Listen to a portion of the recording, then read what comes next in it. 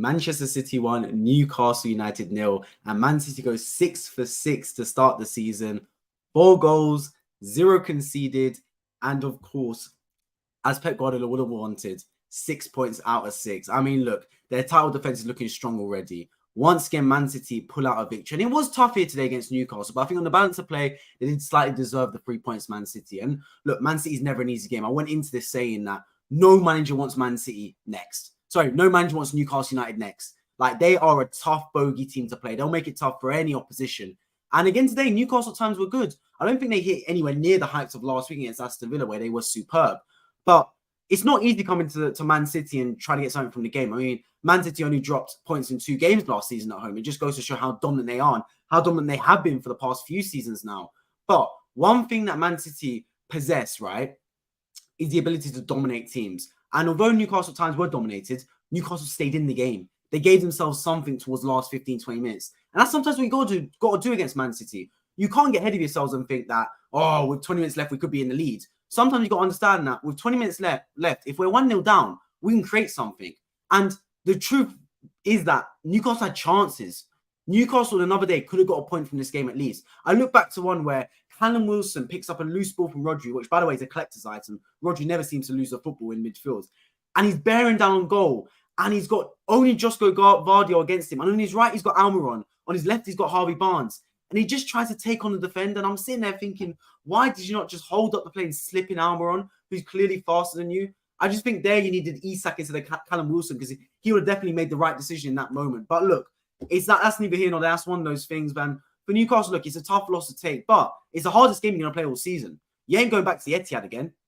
That's the toughest game you got to play. So for them, look, they still got to be absolutely delighted with the win against Aston Villa last week. They got to love the performance today, despite not getting the 3 points. They got to like the fact they were competitive in midfield. They stayed in the game. I mean, until the 95th minute, it was still up for grabs. They could have got something from that football match. They just got to hope that when they play against Liverpool next week, they come, bounce back, and they get the 3 points. Because that's the main thing. Any top team is going to lose matches. It's inevitable in football. I don't believe any team's going to go invincibles like Arsenal did, right? So it's all about how you bounce back from defeats and draws, and that's the makings of a top team. Do you lose the football game, then go on to lose your next game? So something doesn't become 3 points dropped, it becomes 6 points dropped. Or do you lose a game, bounce back and win your next one? Make no mistake about it. Liverpool next week will be a tough game, but they're going to be missing McAllister.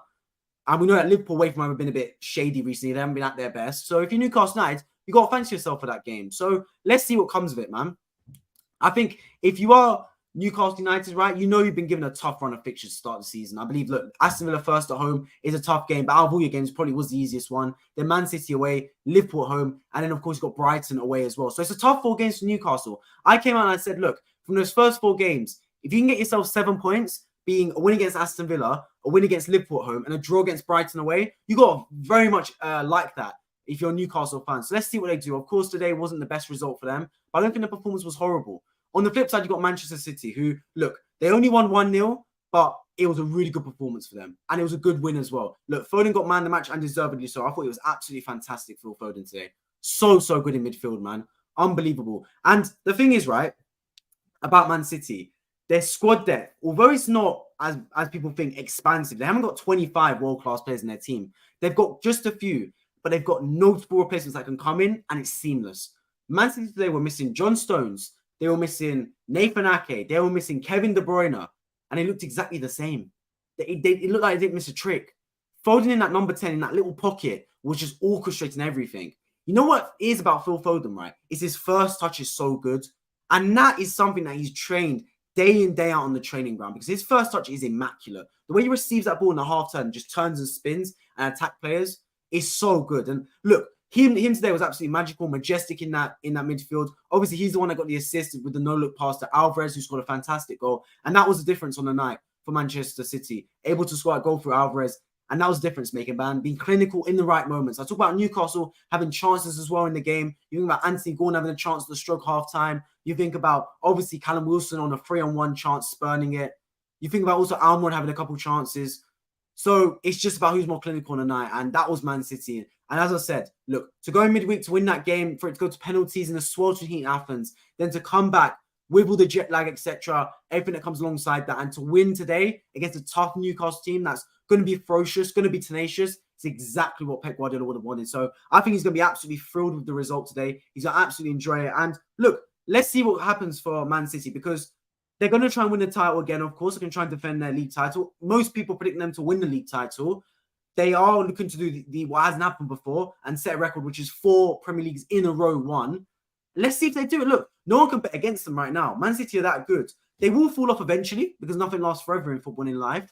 But you'd be a fool to bet against them now, because Man City as of now are looking really solid, really, really good. And they're looking like a tough team to match up against. I don't think anyone feels they've got hope against Man City. They've got that invincible aura about them right now where whenever you play Man City, whether it's home, away, wherever, you always feel like you're going to lose that game, or you're going to come off knowing you've been chasing the ball for 70, 80 minutes. And when you have that fear factor about you, that invincibility factor, it's very, very hard for that to go away. Like, it takes time. Like, even Liverpool, they were crap the whole of last season, yet some people still rated Liverpool. Like, I don't know why. They were absolutely terrible last season. But that fear factor, that invincibility factor, Man City have that in abundance. Absolutely have it in abundance. And look, I think even losing 1-0 to Man City sometimes is considered a good result on the day. You don't harm your goal difference. So look, for Pep Guardiola, he's got himself his 6 points out of 6. He's got himself his clean sheets in both matches, 4 goals scored. He'll be absolutely delighted. And look, the clean sheet thing, I think, will be the biggest factor for him. Because whenever you get clean sheets, when your defense is solid, that's when you got a real good football team. That's the foundations of your team. If you're not conceding goals, then you keep yourselves in every single football match. And I think Man City are doing that. They're not conceding. Again today, didn't concede against Newcastle United. Banged in 5 against Villa last week.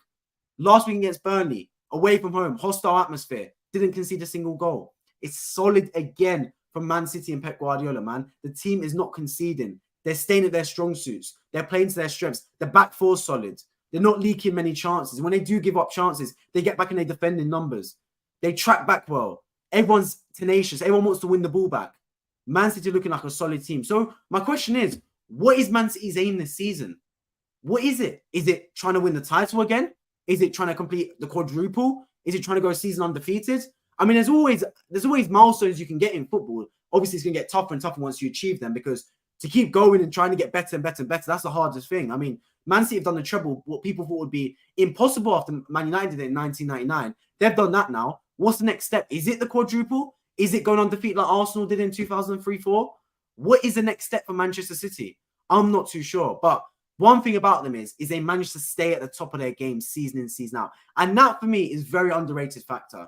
When you have not only the physical fatigue that comes into play, but the mental and emotional fatigue, when you're able to override that and stay at the top of your game and not worry about the fact that you've won it last year, not worried about the fact that your trophy cabinet's already full, trying to win it season in, season out, and coming up with new competition, new opponents to face, new milestones, even if it is internally, new milestones to achieve, that is what you always got to rate about Pep Guardiola, because that man finds a way to not only win, but keep on winning. He makes it a habit. He doesn't let anyone get complacent in the Man City team. And if they do get complacent, he ships them out. So look, I mean, we talk about Liverpool being successful, and Liverpool are a massive success story under Jurgen Klopp, but they only won 1 Premier League. They only won 1 Champions League. They only won 1 FA Cup under Jurgen Klopp. Under Pep Guardiola, Man City have won Premier League after Premier League after Premier League. They win 1 and then they win it again. Then they win it again. Do you get what I mean? Like, it's not 1 Premier League, it's 5, 6. Whereas when you look at, for example, Liverpool, it's 1 Premier League, 1 Champions League. There wasn't that sustained success that Man City have.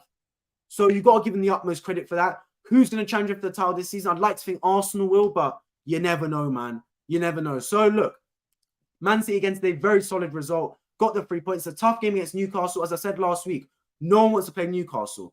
Whenever you got Newcastle on your fixture list, you're dreading that game, because Newcastle's going to fight. They're going to be tenacious.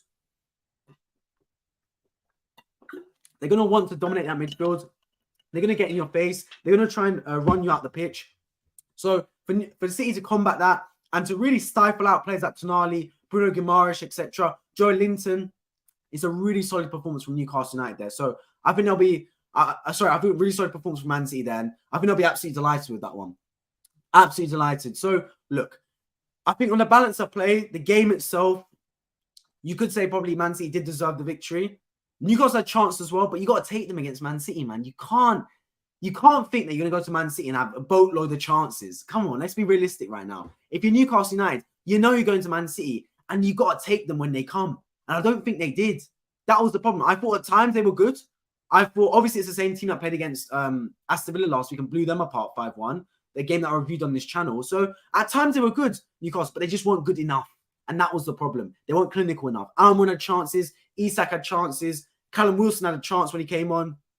Not putting them away. And that's the problem for them. Most shout out to appreciate joining the stream. Newcastle should have been Callum Wilson. Look, if Isak had that chance, yeah, they probably would have done better. They probably would have. Luke, appreciate joining the stream as well, my friend. Hope you're doing well. City look good. They do. They do season in, season out. City look good. I mean, is it anything new? City just seems to be that team, right? That team that are just solid. Let me look at Man City's fixtures to come up, actually, because let's see who Man City have got next. So Man City obviously have beaten Newcastle, and they beat obviously Burnley as well. They play Sheffield United away next week. That should be a win. Then they play Fulham at home. That should be a win. Then they've got West Ham away. That should be a win. Then they've got Forest at home. That should be a win. Then they've got Wolves away. Then they go to Arsenal. So if you look here, so you got the Burnley and Newcastle. That's 2, 3, 4, 5, 6, 7. They're opening 7 games. Man City should get 21 points. Let's be real about it. Like, there's not a single team on that list that finished in the top half last season. So Man City should get 21 points in opening 7 games. They've already got 3 points against Burnley and 3 points against Newcastle. That's 6 points locked up. So look, Man City are looking good, man. And here's the thing about Man City, right? This is why I'm extra nervous. Man City tend to start seasons slow. It's just what they do. But they really start to hit form at the critical part of the season. Because Arsenal last season, right? We started like a house on fire. We were fantastic. But then we ran out of steam when it really mattered. April, May time, really ran out of steam. Petrol ran out in the car, came to a halt. Whereas Man City, they were going in gear 1, going in gear 2. Then they really started to ramp up to gear 3, 4, 5 when it got to March, April, May. And they were fine on all fronts of Champions League, FA Cup, Premier League. And they managed to just ramp it up. Intensity going up and up and up. And they ended up running away with the Premier League title, won the Champions League alongside, and they have the FA Cup to accompany it, winning the treble. So that was the thing for Man City, right? It was hitting flow state at the right time. Now, they're winning games early. And if you're Arsenal, you got to be worried at that. Now, obviously, if you're Arsenal Football Club, you can only deal with what you're doing, right? There's no point looking left and right, especially this early in the season. So if you're an Arsenal, if you're any other team that wants to fight for the title, I would say Manchester United, but they lost already today to Tottenham. So that basically puts them out of the title race, in my opinion, already early, because there was too many signs there from Manchester United that they were not good enough to compete in that football game. So if you're looking at it from that aspect, if you are Man City, if you are Arsenal, you're looking, Man City are not looking at anyone else. They're looking at themselves and thinking, look, we win every game, we're winning the title. I even fancy ourselves to beat Arsenal home and away. And if you're Arsenal, you're sitting there thinking, bloody hell, Man City have beaten Newcastle today. The next few fixtures are looking friendly as well. We got to keep up with them. Then when it goes to the Emirates on in a few weeks' time, in a couple months, we got to make sure we beat them at the Emirates. That's what it's got to be. But Man City going from strength to strength to strength again. And the thing as well with Man City is, right, is because they can rotate and their system looks so solid. Like I said, they were missing Stones. They were missing De Bruyne. Stones and De Bruyne, for me, are 2 very important players for Man City. They missed them. They didn't miss them, though. They were missing in the squad. They were missing in the team. But they weren't missing in the pitch, on the pitch. Like Foden was doing De Bruyne's job to a T. You're looking at Guardiola in there. It's like he's been the Man City team for 20 games already. He's looking absolutely fantastic in that team, Josko Guardiola. I think Phil Foden in that pocket was fantastic. I mean, everyone's talking about who's going to replace Gundogan. Well, they're brought in Kovacic to replace Gundogan, but I think Foden's going to be the one to replace Gundogan's goals. Because not only was Gundogan a good box-to-box midfielder, Gundogan brought you goals and assists in key moments. Last season, when push came to shove in April, May, Gundogan was the one getting the key goals, scoring against Everton a couple, scoring against Leeds United a couple, etc. A few seasons back, scoring the double against Aston Villa to win them the title when Liverpool almost won it. Gundogan's a big-time player, and I don't think Kovacic brings the goals that Gundogan brings. But Kovacic brings that box-to-box ability and that ball control and domination. And then Phil Foden's got to be asked to chip in with more goals. Phil Foden's got to be the one to get the goals that they will miss under Ilkay Gundogan. That's what it's got to be. I thought Cole Palmer was bang unlucky to not get into the starting 11, especially given his performance in the Super Cup. But that just goes to show the rotation. I'm sure that Cole Palmer will have ample minutes in the league this season for Man City. I have no doubt about that whatsoever. They've got so much squad depth that he still wanted to rotate. And of course, how can we miss out Julian Alvarez, man? This kid is absolutely unbelievable at times, Julian Alvarez. Just so clinical. Again today, Julian Alvarez. That goal, right? Watch it on the highlights if you haven't seen it already. He doesn't even look at the goal, Julian Alvarez. The ball comes to him. He's not even looking at the goal. He's looking just at the ball and he just whips it. Top corner, man. That boy's unbelievable. And he's got a trophy cabinet to match it as well. At 23, he's won basically everything out there. Julian Alvarez, again, what a player. I think he'd play for any Premier League team if he wasn't in the Man City squad with Haaland up front. And again, look, Haaland. That's the thing about Man City. They kept Haaland today, really, Newcastle. Haaland didn't really have a sniff. He had a couple chances, but nothing concrete. Yet they still came away with the victory. So right now, the million-dollar question is, how do you beat Man City? How do you stop this team? In one-off games, yes, you can beat them. We see Inter Milan almost get a victory against them. We saw Sevilla in the week almost get a victory against Man City. So in one-off games, they're beatable. But when it comes down to a 38-game season, who's getting the better of Man City? Because when it's a marathon, not a sprint, when you're talking about consistent performances, how do you stop Man City? It's regression to the mean, right? It's like if I was to 1v1 LeBron James in a basketball match, I'd 1v1 him to 1 point. I'd hope he checks me and I just hit a 3-pointer or something. But if I 1v1 LeBron James to 27 points, ain't no way I'm winning that game. Absolutely not. That's what it's like with Man City. Over one game, you got a chance. Arsenal beat them in the Community Shield. Over one game, anything can happen. Sevilla, if it weren't for penalties, could have beat them. But when it comes to a 38-game season, when you're being asked to be consistent, not over one game, not over 5 games, not even over 10, 20 games, over 38 games, that's when you see the real consistent quality of Pep Guardiola's Manchester City side, because they will blow any of the opposition out the water. And that's what they've done again today. Because, look, they made Newcastle, although Newcastle were good, they really stifled Newcastle today. Newcastle there played well, and they kept in the game. And you got to say, staying in the game with 15, 20 minutes left at the Etihad's always got to be a result for you, because anything can happen in those last 20 minutes. I think if Newcastle put together another couple key passes and had their shooting boots on, they could have nicked something from this game. But still, Man City stayed in that football match and were really solid and controlled. And once again, clean sheets. Clean sheets are so important in football, because if you get the clean sheets right and you make sure that side of the game is sorted, then that is your foundations to build upon. If you're not getting clean sheets, nothing else follows. You ain't going to get results. Clean sheets are the foundation. When you get clean sheets, even the opposition is sitting there going, how do we break this team down? It's clean sheets that make you feel invincible and make the opponents fear you. Because if they know they ain't scoring against you because you're that good defensively, then you know that you can build off that and get goals. And even at 1-0, it looks safe. I didn't see Man City conceding today. Yes, I know Newcastle had chances, but even at 1-0 up, I wasn't sitting there nervous. Whereas if it was Arsenal, if it was United, if it was Chelsea, Liverpool, etc., and they were 1-0 up against Newcastle with 15, 20 minutes left, I'd get a bit nervous. I'd think, oh my God, we're going to be up against it. We might concede. Newcastle's going to throw bodies at it. When it's Man City, I had no fear whatsoever they were going to come away with the victory, because that's solid Man City. They're a really good football team. So I have to give them the utmost credit, man. Congratulations to Pep Guardiola and Man City. They go 6 for 6 to start the season. They've got an easy game against Sheffield United next week. They're struggling to get anything really at the start of this Premier League season. That will be on Sky Sports. I will be reviewing that match after on this channel, I do believe. So make sure you stay tuned and subscribe so you do not miss that. But then again, Man City, man, just clinical. I can't wait to see what comes of it in the other leagues as well. Of course, the Champions League. Let's see if Man City are able to repeat there. They've got to be the favourites again to go back-to-back in the Champions League. But let's see what comes of it. For Newcastle United, guys, what are your predictions for them? I think Newcastle showed enough in their first game against Aston Villa and at parts today that they will be a really tough side to play against Newcastle United. I still do believe that. If I had to give a prediction for Newcastle United, I think they will finish 5th or 4th. If the Champions League is 5 spots, I think they could get it. But the thing about Newcastle is, right, they have to maximise points now, because when the Champions League comes about, there's a whole different kettle of fish for them. It's not like Man City. It's not even like Arsenal, Man United that are used to playing European football. Newcastle have gone from no European football into the elite of the elite Champions League, where you can't rotate. For the Europa League and Europa Conference League, you can afford to rotate because the teams you play against are not at the same caliber as you are. But in the Champions League, every team's quality, even from the group stage. And especially because Newcastle United are in top 4, right? They come up against quality opposition. They will be the lowest ranked team in their group.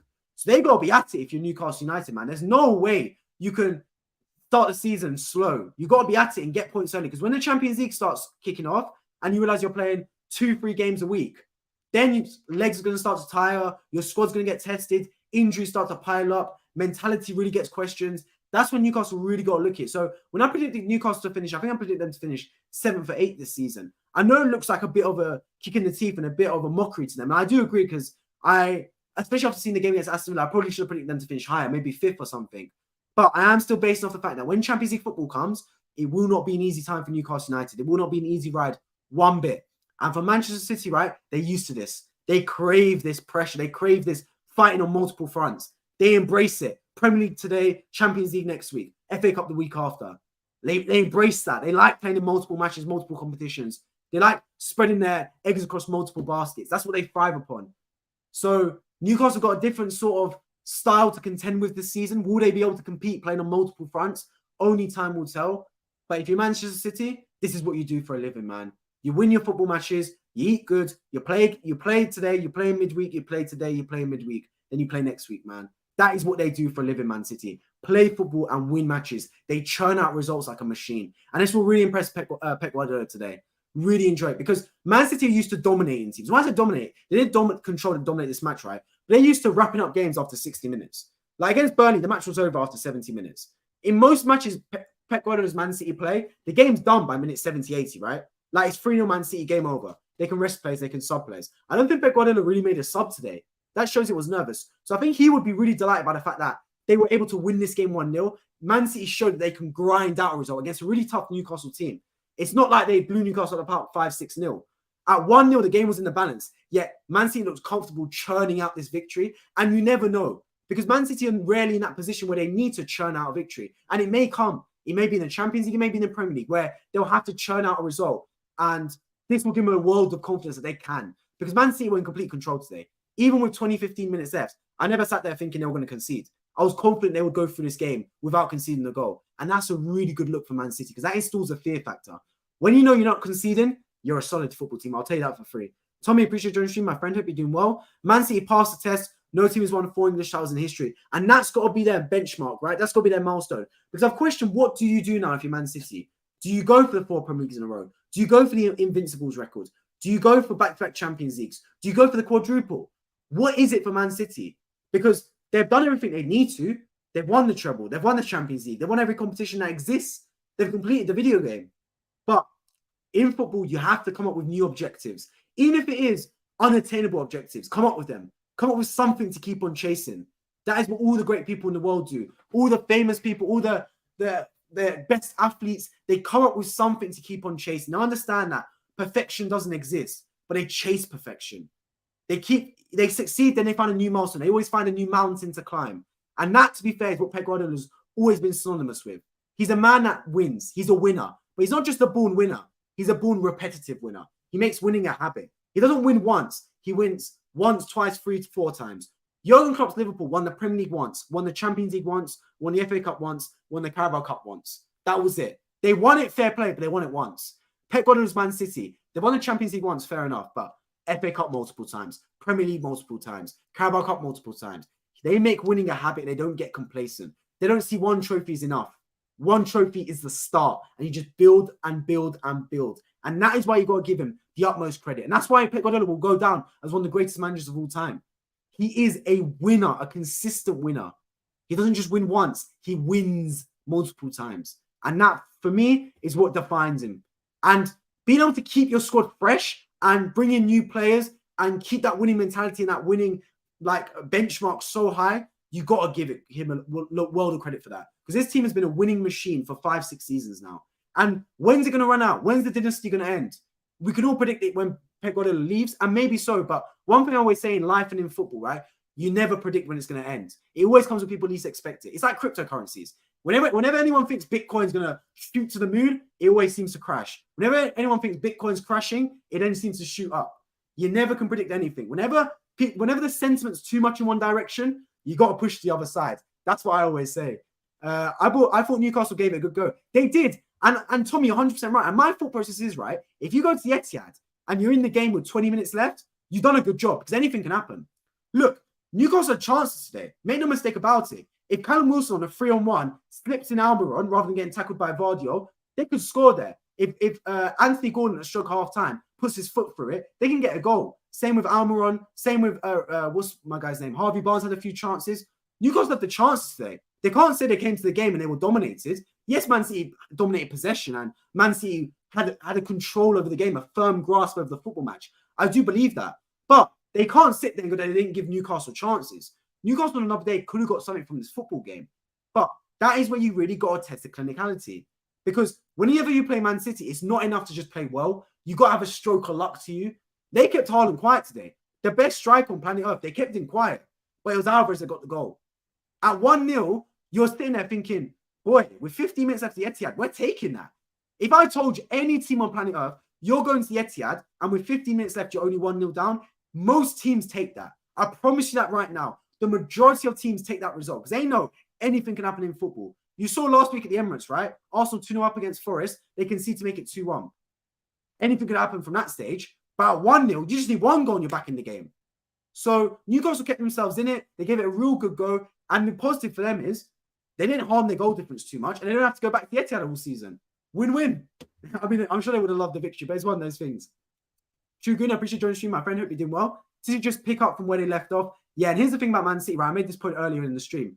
Man City, you always want to catch them at the start of the season because this team seems to love to hit form when it matters most in April, March, May. That's when they really start to kick off. So if you see Man City hitting form early, you're starting to get worried because then you're thinking it's going to be inevitable that they kick on and carry on.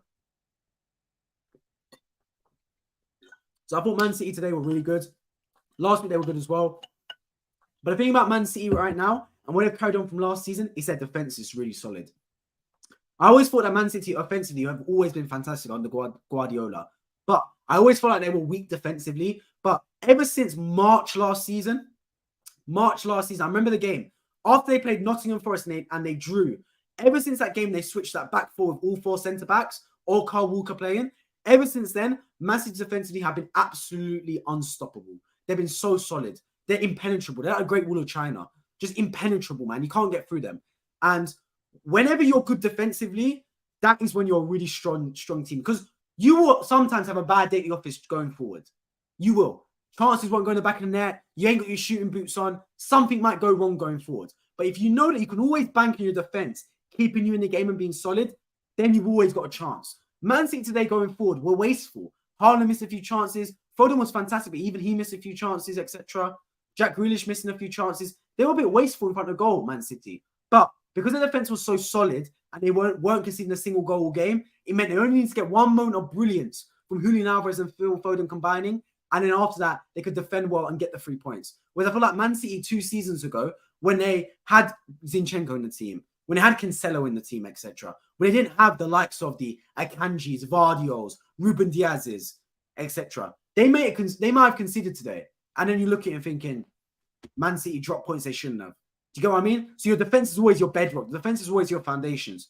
I always look at a team that gets clean sheets as being strong. That's why I was so disappointed when Arsenal conceded to Forest last week. I know a lot of Arsenal fans were like, yeah, we won the game. I was disappointed. I want that clean sheet. Arsenal do not get enough clean sheets, especially at home. Whereas Man City, clean sheets are just normal for them. Clean sheet last week against Burnley, clean sheet again today against Newcastle United. Then they play Sheffield United next week. You got to bank on them not only winning that game, but getting a clean sheet there as well. It's a really good start to life for Man City. Sergio, appreciate your stream. Hope you're doing well, my friend. The Haaland phone Alvarez will be clinical for years to come. Yeah. And see, that's the thing with Man City, right?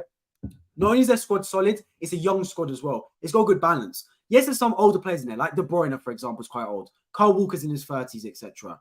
But they mix it with some real young talents as well. Haaland, as I said, Alvarez, Foden. You're looking at Cole Palmer as well as young. Jack Grealish isn't the oldest either. Rodri's not the oldest. He's hitting his prime. So Man City have got a good blend of older players, veteran leaders, and young players as well. And they're a real solid football team. So if you're Arsenal Football Club, right? Because I do believe Arsenal will be the closest challengers to Man City this season. I would say Man United, but after today's result, bloody hell, that weren't good, man. Then I still think that Man City will be the closest challenger. I do genuinely believe that. Record for Man City to go for 4 in a row invincibles, less than 15 goals conceded, which Chelsea did in 2004-05 season with Mourinho. See, yeah, you're right, Tommy. There's plenty of records Man City can go for, and they're capable of all of those. Obviously, invincibles will be tough. I don't know if anyone will match the Arsenal invincibles record. I tend to believe someone will at some point, but no one's going to predict when it's going to happen, and it will always get nervous trying to get those invincible record right. So they can do it, Man City, but whether they will, who knows? Obviously, conceding less than 15 goals is doable, and I think they can do that with this current squad. And 4 Premier Leagues in a row. I mean, you'd be an idiot to bet against Man City right now, man. You'd be an idiot to do it. They're just inevitable. Absolutely inevitable, that Man City team. Video predictors, appreciate you on the stream, my friend. Hope you're doing well. They are good. They're not only good, they are unbelievable, my friend, man. They are absolutely fantastic. Like, they're genuinely unstoppable at times, Man City. It's like you're watching it, you're just bewildered at how they're so good. And how do you stop Man City? Because Newcastle, I think, are one of the better defensive teams in the league. And they're tenacious and they're competitive. And they've got a really strong midfield with Joe Linton, Tonali, and Bruno Guimaraes. They'll run up and down all day and match City's athleticism. But even then, it just wasn't enough. Even though you kept Haaland quiet, it wasn't enough. Even though you had chances, it wasn't enough. And that's got to be the scariest thing. That's got to be the scariest thing for Man City. But one thing I will always give Man City credit for, right? I don't think enough people give them credit for this, is everyone expects Man City to win the title. So when they win it, they don't get enough credit, in my opinion. You can be the favourite to do something. but it doesn't mean you don't get credit when you do it. I could be predicted to get an A star in my maths A level, right? If I go out and get an A star, that's still tough to do. Even though I could be predicted to do it, even though I'm the best student in the class. When I get an A star in that paper, I should still get the credit for getting the A star, even though I'm expected to do it. Man City are expected to do greatness, great things. Yet, they still go out and do it. It's one thing expecting it, it's one thing actually achieving it. And Man City are the achievers. They win trophies. And look, maybe people don't give them more credit right now, but in a few years' time, or maybe when Pep Guardiola's left and we look back on this Man City dynasty when they've fallen off and they've receded back to normality, then you'll sit there and go, wow, this was a very special team. A very special team that dominated for a decade. Not just a season, a decade. Where there was a stretch of 6, 7, 8 seasons where Man City were quite literally the team to beat year in, year out. And you got to give them a heap of credit for that. A heap of credit. Because there'll be some football fans that have grown up only knowing Man City winning. When I grew up, it was Manchester United winning. That's how it was. There'll be some fans that will grow up and they will only see Man City winning, just like how it was Man United back in the day. Do you get what I mean? So you got to give them the heap of credit for this Man City because they are legacy defining right now. Like they are creating a legacy. They'll never become a bigger club than Manchester United. Of course not. They never will be. Just because of the history and tradition that Man United have. But what Man City are doing is they're creating themselves a legacy right now. And for every season, for every generation that passes, people care less and less about history, especially the young fans. And they care more about the new stuff. Man City's following has already overtaken Arsenal. I believe it's overtaken Liverpool as well. I don't believe it's overtaken Man United, but who knows, man. So Man City will never be a bigger club than Liverpool, Liverpool United, maybe even Arsenal. They won't become a bigger club than those 3 clubs. But Man City are carving themselves their own generation of fans that will buy into the Man City winning success formula. Because kids just want to win, right? If you're a kid, you just want to win. You turn on the TV, see Man City winning week in, week out. You want to go to school and brag to your friends. You support Man City fan. It's just how it is. When I was growing up in school, in primary school and secondary school, I did not know a single Man City fan. I grew up in North London. I didn't know a single Man City fan. I guarantee right now, if I go to my same school where I grew up, my same primary school, my same secondary school, I guarantee I'll find Man City fans. I guarantee it. And that is a result of the fact that they are winning. They're winning. That's just how it is. Exactly how it is. They're winning trophies, man. So you got to give them a heap of credit for that if you're Man City, and just long may it continue for them. That's the main thing. Long may it continue. That's what they got. They got hope to happen. Jeff, appreciate you joining the stream, my friend. Join late, no problem whatsoever. This should put an end to any crazy talk about Newcastle being title contenders. Yeah, I don't think anyone really thought they'd be title contenders, to be fair. I thought obviously they'd put in a really good season again, especially given how they performed against Aston Villa. And don't get me wrong, today wasn't a bad game for Newcastle. They won't have to go back to Ethiad. I mean, Arsenal last season were title contenders, and we got absolutely walloped 4-1 at the Ethiad. So losing 1-0 in the end of the world, I don't think it was a bad performance from Newcastle whatsoever. And if they take their chances, anything can happen. And they won't have to go back to the Ethiad. That's for an absolute fact. So I don't think it's the worst result in the world for an absolute fact for Newcastle, but they will take it and they will definitely look upon it as something learning curve to improve upon. Eddie Howe won't be too disappointed. He won't be too disgruntled with how it went, but he'll sit there and go, you know what? On another day, we could have got something from this game. We genuinely could have. But at the same time, we lost. We take it on the chin and we go next week against Liverpool. As I said, Newcastle got some tough 4 games to start the season. Villa, City, Liverpool, and then Brighton. Those are a tough start to the season. But look, if you want to be great, you got to play the great. That's how it always is. People were starting to talk last week. Newcastle will sometimes rip teams apart at home. They lack the quality and consistency of contenders. That's a really good point. Really, really good point, to be fair. I mean, look, Newcastle at home and Newcastle away have always been 2 different teams, right? It's matching that home form to the away form. Just like Manchester United earlier. When I reviewed the Manchester United and Tottenham game earlier, I said, look, Manchester United at home are fantastic, but away from home, they struggle. Last season, they got 1 point against the top 9 teams. It's a real big problem for Eric Ten Hag, and he's not addressing it. For Newcastle, I think they are better on the road than Manchester United are, purely because Newcastle can actually defend, I believe. Like today, they kept Haaland quiet. Conceding 1 goal against Man City at the Etihad isn't bad whatsoever. Like, it's really good to concede only 1 goal. Majority of teams, if you told them at the start of the game, you're only going to concede 1 goal to Man City, they'd snap your hand off of that. They go, yeah, 100%, let's do it. So for Newcastle to do that, you've got to give them a heap of credit. It's just they couldn't put the ball in the back of the net on the other side of the pitch. That was a problem. That's a heavy shirt you're wearing. The Dennis looks great, though. On the back, Bruno Guimaraes. I thought he put in a good performance. He wasn't bad, Bruno G, but wasn't quite at his best. But yeah, Brazil, man. Big up Brazil. But yeah, Man City, what more can we say about them? Where would you guys, rank Man City as biggest clubs in England? Let me know your thoughts. Where would you rank them? Because I think Man United, Liverpool, Arsenal will be the top three for a while. I think Chelsea are fourth. I think you've still got the likes of the Evertons, the Aston Villas, the Forests, etc. Hovering around the fifth, sixth spot. But I do think, to be fair, that Man City can go up to like 6, 7. I know that many, like the old school fans especially, will never see them displace the likes of the Evertons, the Aston Villas of the world. Never. Because of the heritage those clubs have. But I'm telling you, man, greatness over a longer period of time, sustained, then you're starting to really talk about Man City being great. And they've got the fan base. They've got the global fan base. That's for an absolute fact. And for every generation that passes, they care less and less about the history. History will always be a defining factor. And that's why I always believe that Manchester United will always be a bigger club than Man City. That will never, ever be debated for me. But there are certain other teams that have not had success for a long while now, the likes of Everton. And they can target those type of clubs to overtake Man City. And who knows if they do, man. When I was at school, then Man City were as big as local rivals Stockport County. Well, there we go. There you go, man. And of course, Phil Foden was from Stockport, right? But yeah, Man City were a League One club. They were a Championship club, man. If they won the FA Cup, it would be like the Champions League final for them. Do you get what I mean? So, look, obviously they got bought by the oil Arab club and, sorry, the oil Saudi Arabia, UAE, Abu Dhabi, and they've never looked back. They've never looked back, man. They hit the lottery. In the top 10 for me. Yeah, fair. For me, they have to be as well. Right now, they're top 10 biggest club in England. For an absolute fact, Man City. I would put them top 7, 8, I'd say.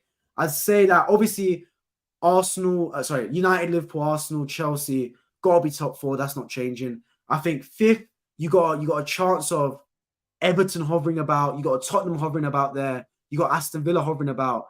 Forest got hovering about. Newcastle still a big club as well, hovering about. So there's some big clubs there as well, man. Manchester United, Liverpool, Arsenal, Tottenham, Everton, Aston Villa are bigger. The latter two are hanging on though, and Chelsea as well. Yeah, I'd agree with that. I'd agree with that for an absolute fact. Everton were a massive club back in the day, man. Absolutely massive. It's such a shame that they are starting to fall off season by season out. Like they could be in the Championship very soon, Everton, especially if they don't resurrect the clear problems they have at that football club. That's just how it is, man. But yeah, I'm going to start to wrap up the stream now, guys. So I've been streaming for quite a while. Manchester City have won 1-0 against Newcastle United.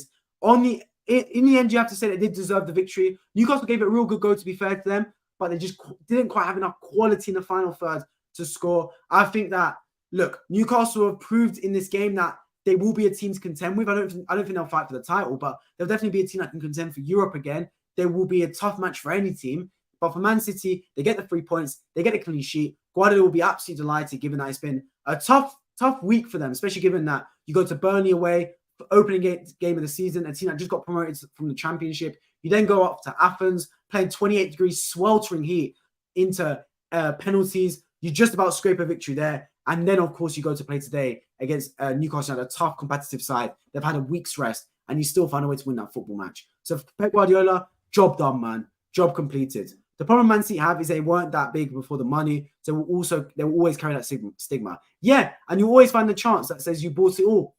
They will always have those chances because you can buy success. You can change the future. You can change your present, but you can never change your past. And history is history for a reason. It cannot be altered.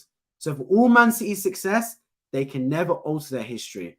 Then again, neither Chelsea. Agreed. And because Chelsea have had sustained success now for a few decades, they get more respect, much more respect.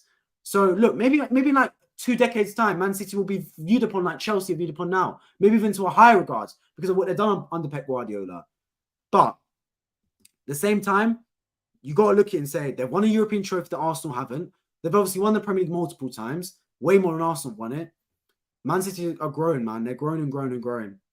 Chelsea was in the second division in the 80s. Yeah, exactly. You know, obviously Wayne Bridge and the stories around that. You're looking at what Abramovich did for Chelsea, really turned them around. Can Todd Bowley continues the success under Abramovich? He's certainly willing to put the money in. Let's see what comes with for Chelsea Football Club, man. Let's see. So it can change over a large period of time. 100% it can. And that's the point, right? You only fully respect dynasties and elite teams later. Pep Guardiola's Barcelona team from 2000 to 2012 got all the respect in the world. But even to this day, it's respected. You still have people comparing and talking about that team being the greatest ever. Because over time, when your legacy is that solid, you just build respect and respect and respect. Arsenal's Invincibles team gets talked about again today because they set a record that has not been broken. That's when you get respect. When you achieve greatness that doesn't last a season, it lasts decades and sometimes even centuries. That is when you really get the respect and deserve respect amongst your peers in other football clubs. I think Man City over time are gathering that. They're gathering it bit by bit. They've got a lot to obviously gain because they didn't have the history. They didn't have the tradition that the other clubs have. So they're starting from a lower position and lower ground than the other clubs like Man United and Liverpool, who already had those massive fan bases, massive, obviously, success stories in the past. Whereas Man City have all had to create it from basically ground zero. They've got to build their global fan base through winning, but they're building it. And season in, season out, there's more and more Man City fans that are joining. That's just how it is. People diminish that with 12 draws. So what they didn't lose, yeah, they needed luck. Arsenal, but all teams do. You're 100% right. Look, when Arsenal won the title, you're 100% right, Tommy. 26 wins, 12 draws. If the Arsenal team that won the Invincibles will not have won the title if they played up against this Man City team the past 5 seasons. But as you're 100% right, Arsenal did get luck. Luck is a massive component in football. You do buy your luck, and you do get your luck from how you play football. It does play hand in hand, but luck is a part of it. And what Arsenal did a great job of is not turning draws to wins, but turning losses to draws. And sometimes that's just as important. Is that it keeps the momentum going. Sometimes if you don't lose, you have momentum. Yeah, a draw is a bad result, but you still gain a point. You still move forward. Yeah, you're not moving like an F1 car, because you might be crawling, but at least you're moving forward. When you lose a football game, that's 0 points. That is no forward momentum whatsoever. And what Arsenal in the Invincibles season did is they drew a lot of games, especially games they probably should have won. They drew some home games they definitely should have won against teams in the bottom half of the table, but they kept the momentum going, and that was the main thing. Still hasn't been done since that. It is how difficult it is. It is, and maybe that's what Man City are targeting. But the bad thing about going for like Invincibles is once you lose a game, your whole season objective is over. That's why it's really like haphazard and very risky to go to say, look, at the start of the season, we want to go invincible. I know Wenger did it when the season they did go invincible. He challenged his team. Maybe it was a bit tongue-in-cheek at the time, but Pep Guardiola is to tell his team, I want to go invincible this season. It's very risky because as soon as they lose one game, okay, what's our new plan, Gaffer? You said we want to go invincible. Then he goes, yeah, okay, I want to do that, but let's just win the title anyway. Do you get what I mean? It's not the same effect. Whereas if he goes, look, I want to win the quadruple, then if they go out the Carabao Cup, quadruple's over, I want to win 4 Premier Leagues in a row. Okay, fine. That makes a bit more sense because then you are genuinely fighting until game 38. So let's see what Pep Guardiola has in store for this team. Have they got the quality to go unbeaten? Of course they can. Man City definitely have the quality to go unbeaten. And from what we've seen already, Man United look weak. Newcastle, they've already beaten. Liverpool look weak. Chelsea is still trying to figure things out. Arsenal, as we saw last week, can get beaten, and they've beaten them already. So it's not like Man City got a lot of competition like in previous seasons. The season's gone by. Liverpool would be a massive contribution. They'd almost win the title. Man City, I think out of all seasons, this season, I've got a really good chance going unbeaten. They really do. I don't think they'll do it, but they can. They've definitely got the chance to do it. When you're in all competitions, it becomes almost impossible. Yes, it does. And look, many Arsenal fans will probably think that. Would you rather won the Champions League that season and won the Premier League, or just won the Premier League unbeaten? Arsenal fans, what would you have done? Me personally, I would have rather won the Premier League and Champions League. I'm being honest, then go with the season unbeaten. So there's a couple of games where Arsenal obviously changed our team up for the Champions League to go unbeaten in the Premier League. If you told me you got a season unbeaten in the Premier League, or you win the Premier League and Champions League but don't go unbeaten, I'm taking the Premier League and Champions League in the same season every day of that week. But look, I guess the unbeaten lasts for, well, it doesn't last for a bit. It lasts decades, whereas a lot of teams win the Champions League, no one has a gold Premier League. So I guess that is the thing that Arsenal have, right? That's our edge over the competition. Arsenal's still proud of it. It gets talked about often. It does indeed. And look, the kit I've got in my wardrobe right there, it's got the gold strip honouring the Invincibles season. That was 20 years ago. I agree, though, trophies is most important. And we've never won the Champions League before. Look, if we'd won the Champions League 4 or 5 times prior, I would say, yeah, go the season unbeaten. But we've never won the Champions League in our history. But the finals at Wembley this season, Arsenal, I want to be there, man. I want to be at the Champions League final. Please make it happen. My club's never won it. Never won the Champions League. I want to see us do it. I'd rather us win the Champions League than the Premier League this season. 100% I'm saying that. So Arsenal, make it happen, man. Man City look unbeatable in the Premier League. Why not win the Champions League? Please, just make it happen. But yeah, I appreciate everyone that's joined the stream, by the way, guys. My next stream, I may do one tomorrow. for West Ham. Is it Chelsea, West Ham, West Ham, Chelsea? I may do one tomorrow. Definitely Monday. Stream 100% on Monday for Crystal Palace versus Arsenal. I've never missed an Arsenal stream in like 2 years now. So yeah, I'll definitely be doing a stream then. That's for an absolute fact. Make no mistake about it. Biggest mystery in football, Arsenal not winning the European Cup Champions League. Yeah, it's massive mystery. Just like Netherlands never winning the World Cup. Netherlands deserve a World Cup, just like Arsenal need to win the Champions League. I had this debate the other day. Arsenal must be the biggest club to never win the Champions League. Must be. I don't know how. We've been such a great team for seasons upon season, but we never win the Champions League. Biggest club in London, I agree. Arsenal are the biggest club in London. Chelsea aren't a million miles away. And many Chelsea fans will say, we've got 2 European Champions Leagues. That means we should, of course, be like the biggest club in London. But I still think the heritage Arsenal has, like you're talking about Herbert Chapman in the 1930s, pioneering Arsenal, not Abramovich in the 1990s. Do you get what I mean? Or the 2000s, sorry. That's just how it is. I think they're the biggest not to win it. 100% they have to be, in my opinion. Even clubs like Celtic have won the Champions League. Do you get what I mean? Like Forest have won it, Villa have won it. Obviously, Chelsea, I already mentioned, have won it. So, yeah, massive club. Even have Leeds, I don't think Leeds have won the Champions League, but I'm pretty sure Leeds have won like the European competitions at least, or something. But yeah, to wrap up this stream now, guys, Man City have won 1-0 against Newcastle. Solid victory for them. They now go to 6 points out of 6, and they remain not only unbeaten in the league, but without conceding a goal. The defense is looking really solid, and Pep Guardiola will be absolutely delighted. For Newcastle, they huffed and puffed, but didn't quite have enough to tear down the Man City house. They will go again next week. They've got a tough game against Liverpool, but I cannot wait for it. I appreciate everyone that's tuned to the stream today. I hope to catch you all in my next one, hopefully tomorrow, but also we'll be streaming on Monday for Crystal Palace versus Arsenal. Make sure you stay tuned for that. Of course, I stream after every single Arsenal game. Make sure you subscribe, by the way, if you're new around here. I'm already 5,000 subscribers as well. I think they're the biggest. I think behind Arsenal, it will be Rangers or Leeds. Yeah, I agree. I think Rangers definitely. LC, appreciate your stream, my friend. I'm starting to wrap up though, man. So bad timing. But yeah, I'll be here tomorrow and on Monday. So make sure you join the stream then, LC. Loving that top. Appreciate it. On the back is Bruno G. I thought he'd turn up today. Didn't quite, but it doesn't mistake the fact for me that Bruno Guimaraes is one of my favorite players in the Premier League. I absolutely love the guy to bits. I think he's fantastic. But yeah, Newcastle, keep fighting, man. I'll be obviously watching your game against Liverpool next week. Actually, while we're at it, let me tell you guys about the streaming schedule next week, because you guys up to date with that, those of you that are around here. So obviously tomorrow we've got Aston Villa versus Everton. There won't be a stream for that game. I'm busy, I can't lie, I don't really care about that game. West Ham, Chelsea, maybe a stream after that one. Likely, potentially a stream after that one. Crystal Palace, Arsenal, 100% the stream, no doubt about it. Then next week, Chelsea, Luton on Friday, I'll be streaming after that. Bournemouth, Tottenham on Saturday, I'll be streaming after that. Arsenal, Fulham, I'll be streaming after that. Then we've got the 5:30 kickoff. Brighton, West Ham. Now I'll skip that one. Sheffield United, Man City. I'll stream after that. And then on Sunday, Newcastle, Liverpool. 100% will be streaming after that one as well. So there will be streams this season. 100%. Well, bare next week for sure. Newcastle, Liverpool for me is gonna be pick of the bunch. I can't wait to watch that game. Let's see how they do. And of course, Liverpool. I mentioned I was going to talk about Liverpool actually because my stream's gone blurry. I was going to talk about Liverpool because earlier today, Liverpool beating Bournemouth 3-1. Once again, though, Liverpool defensively looks poor. Very, very poor in this game, Liverpool. I thought, look, obviously, if you're Liverpool, you got to take the 3 points, especially given how it went last week against Chelsea when you weren't able to win the game. But the start of that match, they were terrible, Liverpool. I think they conceded an obviously terrible goal. I think they looked very prone to concede on the counter attack. My camera's really blurry. Can my camera just fix up, please? Webcam, fix up. I don't know what's happening with this camera, man. But yeah. Keep up, bro. Thank you, LC. I really do appreciate it. Saba, I appreciate it, my friend. Liverpool quadruple this season. Absolutely no chance, man. And McAllister's out as well. McAllister, did he deserve the red cards? Let's be real. Did he deserve it, man?